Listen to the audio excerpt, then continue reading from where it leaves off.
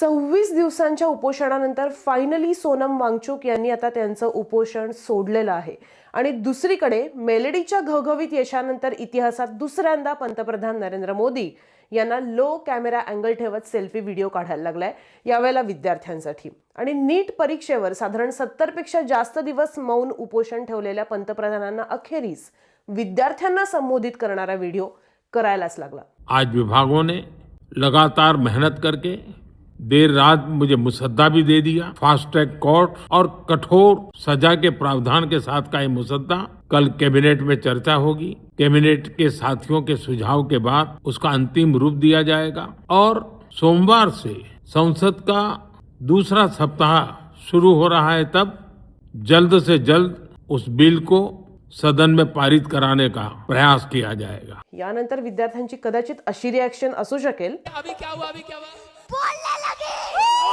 एकीकडे विद्यार्थी म्हणतात धर्मेंद्र प्रधान यांनी रिझाईन करावं, दुसरीकडे मोदी करतायत ब्युरोक्रॅटिक रिशफल.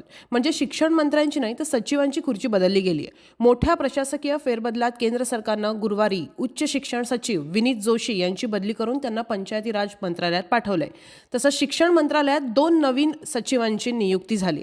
आता सचिव बदलले म्हणजे सेक्रेटरी बदलले म्हणजे सिस्टीम बदलली असं समजायचं का? विद्यार्थ्यांचा प्रश्न अजूनही तसाच आहे की चेहरे बदलले पण जबाबदारी कोण घेणार? आता बिफोर वी गो अहेड मी तुम्हाला या व्हिडिओमध्ये एक क्रोनॉलॉजी सांगणार आहे की काय काय घडलंय रात्रभरात. पंतप्रधान नरेंद्र मोदी यांचा व्हिडिओ आल्यानंतर सोनम वांगचुक यांनी जी पोस्ट केली आहे त्या पोस्ट नंतर आत्ता अगदी सकाळी 7:30च्या सुमारास त्यांची जी पोस्ट आली, या सगळ्यामध्ये सोनम वांगचुक यांनी त्यांचं उपोषण सोडण्यामागे काय कारण दिलंय किंवा काय म्हटलंय, कुठल्या गोष्टी सोनम वांगचुक यांनी सरकारबरोबर डिस्कस केल्यात आणि त्याच्यात काय मिसिंग आहे, त्यामुळे काय नेमक्या चर्चा उठतायत, हे सगळं तुम्हाला या व्हिडिओत सांगणार आहे. सगळ्यात पहिल्यांदा म्हणजे हे लक्षात घ्या की फास्ट ट्रॅक कोर्ट ही सिस्टीम काही आपल्या देशाला नवी नाहीये. फास्ट ट्रॅक कोर्ट हे 2000-2001 मध्ये वाजपेयी सरकारच्या काळात आले.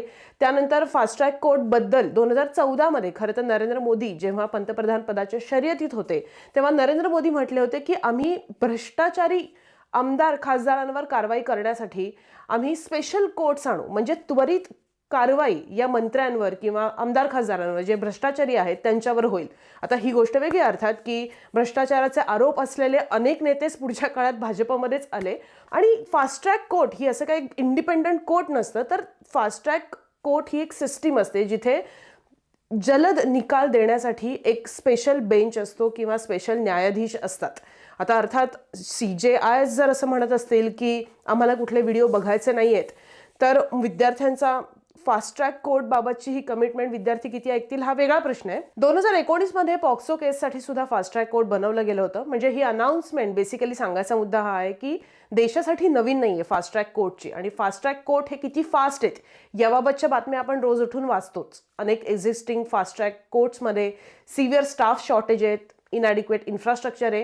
मी आधीच्या पण एका व्हिडिओ सांगितलं होतं की जोपर्यंत सिस्टीमची एखादी केस प्रायोरिटी होत नाही तोपर्यंत फास्ट ट्रॅक कोर्ट असला तरी फास्ट ट्रॅक निकाल येतो का हा प्रश्न आहे. पण बेसिकली जेव्हा नरेंद्र मोदी यांनी फास्ट ट्रॅक कोर्ट बाबतची घोषणा केली त्याच्यानंतर त्यांनी असं लिहिलं की कॅबिनेट, आमची आता मंत्रिमंडळ खूप कठोर कारवाईबाबत आता पावलं टाकणार आहे पुढच्या 2-3 दिवसामध्ये संसदेमध्ये. आणि त्याच्यानंतर आता कॉक्रोच जनता पार्टी, विरोधी पक्षनेते राहुल गांधी या सगळ्यांच्या काय रिॲक्शन्स या रात्रभरात आल्यात त्या तुम्हाला पटकन सांगते. आशुतोष रांका जे कॉक्रोच जनता पार्टीचे प्रवक्ते आहेत त्यांनी ट्विट केलंय. ते म्हणतात की कठोरात कठोर पावलं कुठली असू शकतात, तर तुम्ही धर्मेंद्र प्रधान यांचा राजीनामा घ्या. म्हणजे अभिजित दिपके यांनी पण लगेचच व्हिडिओ करून हे सांगितलंय की तुम्ही धर्मेंद्र प्रधान यांचा राजीनामा घ्या आणि तीच पहिली स्टेप असली पाहिजे. दुसरीकडे राहुल गांधी यांनी सुद्धा रात्री एक ट्विट केलंय. त्यांनी त्याच्यात असं म्हटलंय की mister Modi, our students are demanding Dharmendra Pradhan's resignation. Don't insult their intelligence with this pathetic midnight video. पहिलं म्हणजे प्रधान यांचं शिक्षण मंत्री पदावरनं त्यांना काढून टाका. दुसरं म्हणजे ज्यांनी विद्यार्थ्यांना मारहाण केली त्यांना कठोरात कठोर त्यांच्यावर कारवाई करा. आणि तिसरी गोष्ट राहुल गांधी हे नरेंद्र मोदी यांच्याकडनं एक्सपेक्ट करतायत ती म्हणजे अपॉलॉजी. आणि आता मी तुम्हाला जी क्रोनॉलॉजी सांगतेय ना ती नीट ऐका. रात्री साधारण 12 वाजताच्या सुमारास पंतप्रधान नरेंद्र मोदी यांनी विद्यार्थ्यांशी सगळ्यात पहिल्यांदा व्हिडिओ संवाद साधला. म्हणजे खरं तर हा संवाद साधण्याची गरज ही खूप आधी होती. जेव्हा नीटचा पेपर लीक झाला तेव्हा होती, जेव्हा नीट नंतर री एक्झाम्स अनाऊन्स झाल्या तेव्हा होती, जेव्हा काही विद्यार्थी आत्महत्या करत होते तेव्हा होती, जेव्हा प्रोटेस्ट सुरू झाला किंवा हे विद्यार्थ्यांचं आंदोलन सुरू झालं तेव्हाही गरज होती, जेव्हा 20 तारखेला विद्यार्थ्यांना मारहाण झाली तेव्हाही गरज होती, पण कधीही पंतप्रधान नरेंद्र मोदी यांनी याबाबत व्हिडिओ केला नाही, जो व्हिडिओ त्यांचा काल रात्री आलाय. त्यानंतर एक तासाभराने सोनम वांगचुक यांनी त्यांचं उपोषण मी सोडतोय 26 दिवसांचं याची घोषणा केली. या संदर्भातलं ट्विट त्यांनी एक्सवर टाकलं. आत्ताच केंद्रीय मंत्री श्री JP नड्डा, डॉक्टर जितेंद्र सिंह आणि लेह लडाखच्या एपेक्स बॉडीच्या वरिष्ठ नेत्यांच्या उपस्थितीत मी माझं 26 दिवसांचं उपोषण अखेर सोडलंय. याआधी विविध राजकीय पक्षातल्या 65 खासदारांनी प्रत्यक्ष भेट देऊन किंवा पत्र लिहून मला उपोषण सोडण्याची विनंती केली होती. देशात हिंसाचार होण्याची शक्यता लक्षात घेऊन आणि विविध अटींवर झालेल्या दीर्घ चर्चेनंतर हा निर्णय घेण्यात आलाय. या सर्व अटी आणि त्यामागची कारणं मी लवकरच एका स्वतंत्र व्हिडिओमधनं सविस्तर सांगणार आहे. तोपर्यंत माझी तुम्हाला सगळ्यांना नम्र विनंती की कुठेही आणि कोणत्याही परिस्थितीत कुठल्याही प्रकारचा हिंसाचार होऊन देऊ नका. सतर्क राहा, शांतता कायम ठेवा. खरं तर सगळ्यांना हीच अपेक्षा होती की काय कुठल्या मुद्द्यांवर नेमकी ही चर्चा झाली आहे, कुठल्या मुद्द्यांवर आश्वासन मिळालंय, जे सोनम वांगचुक म्हणतात की मी तुम्हाला पुढच्या व्हिडिओत सांगेन. तो व्हिडिओ बरोबर सकाळी 7:30 वाजता आला आणि त्या व्हिडिओमध्ये किंवा त्या पोस्टमध्ये जे म्हणले ते मी तुम्हाला क्विकली सांगते की संसदेच्या सभागृहात ही जी परीक्षा पद्धत अपयशी झाली आहे त्याची जबाबदारी कोणाची, अकाउंटेबिलिटी कोणाची, या मुद्द्यावर चर्चा केली जाईल असं सरकार आणि सगळ्या राजकीय पक्षांच्या खासदारांकडून आश्वासन मिळाल्यानंतर सोनम वांगचुक यांनी हे उपोषण मागे घेतलंय.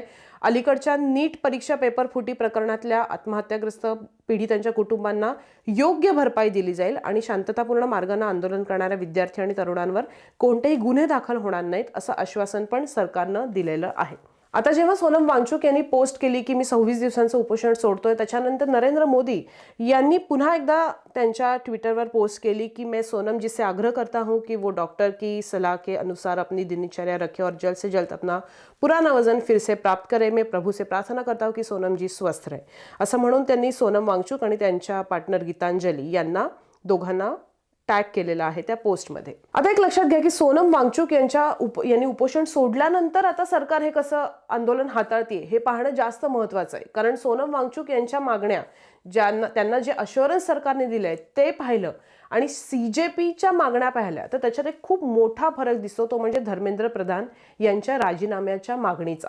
आधी मी तुम्हाला सोनम वांगचुक यांच्याबद्दल सांगते की खरं तर JP नड्डा यांनी सोनम वांगचुक यांची भेट घेतल्यानंतर सातत्यानं सरकारकडून आणि CJP कडनं सुद्धा ॲक्च्युली त्यांना रिक्वेस्ट केली जात होती की तुम्ही उपोषण सोडा. त्यांची तब्येत पाहता विद्यार्थी सतत ही विनंती करत होते, विच इज राईट. 20 जुलैच्या पहाटे सोनम वांगचुक यांनी एक लेटर लिहिलं होतं. आता मी तुम्हाला नीट क्रोनॉलॉजी सांगते 4 दिवसांची, नीट लक्ष द्या. 20 जुलैला सोनम वांगचुक यांनी एक लेटर लिहिलं होतं ज्यात सरकारनं जबाबदारी घ्यावी परीक्षेच्या फेल्युअरची किंवा विरोधकांनी हा मुद्दा संसदेत लावून धरावा अशा काही कंडिशन्स टाकल्या होत्या उपोषण सोडण्यासाठी. बऱ्यापैकी जबाबदारी तेव्हा खरं तर त्यांनी विरोधकांवर टाकली होती. विरोधक आवाज उठवणारच होते, म्हणजे ते बाय डिफॉल्टच होतं की हा विषयच इतका पेटला होता की तो संसदेत जाणारच होता. पण सोनम वांगचुक यांनी मी कधी उपोषण सोडीन जर असं म्हणून त्या 3 मागण्या सांगितल्या होत्या. त्यानंतर 20 तारखेला ज्या पद्धतीनं विद्यार्थ्यांना मारहाण झाली त्यानंतर सोनम वांगचुक यांनी जे लेटर लिहिलं किंवा जो व्हिडिओ पोस्ट केला त्यामध्ये त्यांनी असं म्हटलं की मी उपोषण सुरूच ठेवणार आहे. ज्या निर्दयी पद्धतीनं विद्यार्थ्यांवर हल्ले झाले त्याचा मी निषेध करतो. आणि त्यांनी त्या पत्रकात असं एक वाक्य लिहिलं होतं की उपोषण मी तेव्हाच सोडेन जेव्हा मुलांना खासदारांना भेटता येईल संसद भवनात, जे बाय द वे आत्तापर्यंत झालेलं नाही. आणि त्यांनी असंही लिहिलं होतं की तेव्हाच ते उपोषण सोडतील आणि होपफुली त्याआधी सरकार शिक्षण मंत्र्यांची जबाबदारी यातली काय आहे ती फिक्स करेल. आणि त्यानंतर सोनम वांगचुक यांची तब्येत बघता त्यांना विद्यार्थी सतत सांगतच होते की तुम्ही उपोषण सोडा. JP नड्डा हे सुद्धा पुन्हा हॉस्पिटलमध्ये भेटायला गेले वांगचुक यांना आणि त्यात त्यांनी वांगचुक यांना 2 गोष्टींवर अश्युरन्स दिलाय असं पत्रामध्ये वांगचुक म्हटले. पहिली गोष्ट म्हणजे पेपर लीकमुळे आत्महत्या केलेल्या मुलांच्या कुटुंबांना ॲडिक्वेट कॉम्पेन्सेशन देण्याबाबत विचार केला जाईल, कन्सिडर हा शब्द होता. आणि दुसरी गोष्ट संसदेत याबद्दलची जबाबदारी ठरवण्यासाठी एक अर्थपूर्ण चर्चा केली जाईल ज्यामध्ये शिक्षण मंत्र्यांच्या राजीनाम्याचा विचार होईल. कन्सिडरेशन हा शब्द पुन्हा होता. तर हे लेटर ट्विट करत वांगचुक यांनी त्यात असं लिहिलं होतं की एकदा मला या बाबतीत सरकारनं अश्युरन्स दिला तर मी शांततापूर्ण आंदोलन करणाऱ्या विद्यार्थ्यांना आंदोलन तात्पुरत्या काळासाठी थांबवण्याचं अपील करेन आणि सरकारबरोबर बातचीत करायला लावेल. आता तुम्ही बघताय की सोनम वांगचुक यांच्या आत्तापर्यंतच्या या सगळ्या पत्रांमध्ये धर्मेंद्र प्रधान यांचा राजीनामा घेतला पाहिजे असा उल्लेखच नाहीये. पण त्याच वेळेला पॅरलली जेव्हा मागच्या 4 दिवसात वांगचुक यांची ही लेटेस्ट एक्स प्लॅटफॉर्मवर पडत होती तेव्हा CJP कडून मात्र त्यांच्या मागण्या सातत्यानं पुन्हा पुन्हा अंडरलाईन केल्या जात होत्या. क्लिअर मागण्या होत्या, ज्यात त्यांची पहिली मागणीच ही आहे की धर्मेंद्र प्रधान यांचा राजीनामा व्हावा, त्याशिवाय आम्ही पुढे जाणारच नाही. आणि दुसरीकडे वांगचुक यांच्या मागण्यांमध्ये किंवा त्यांच्या शब्दांमध्ये जी संदिग्धता आहे ती मात्र कायमस्वरूपी 4 दिवसात दिसत राहिली. आता अजून एक गोष्ट म्हणजे राहुल गांधी आणि काँग्रेसचे खासदार जेव्हा पंतप्रधानांच्या निवासस्थानाबाहेर त्यांनी आंदोलन केलं त्यानंतर आप नेत्यांनी काँग्रेसवर आरोप केले होते की काँग्रेसला श्रेय घेण्यासाठी हे सगळं काँग्रेस करते. काँग्रेस विद्यार्थ्यांच्या स्टेजवर का जात नाही असा आपचा सवाल होता. आता खरं तर प्रियांका गांधी, राहुल गांधी कंटिन्युअसली या विद्यार्थ्यांबाबत बोलतायत. काँग्रेस नेते काही CJPच्या स्टेजवर जाऊन आलेत, पण राहुल गांधी, प्रियांका गांधी CJPच्या स्टेजवर गेले नाहीयेत म्हणून आप टीका करताय. आता हा सगळा पॉलिटिक्सचा भाग आहे. पण 2 दिवसांपूर्वी सोनम वांगचुक यांच्या पत्नीनं सुद्धा राहुल गांधी यांच्या पंतप्रधानांच्या निवासस्थानाबाहेर त्यांनी जे आंदोलन केलं त्याच्यावर टीका केली.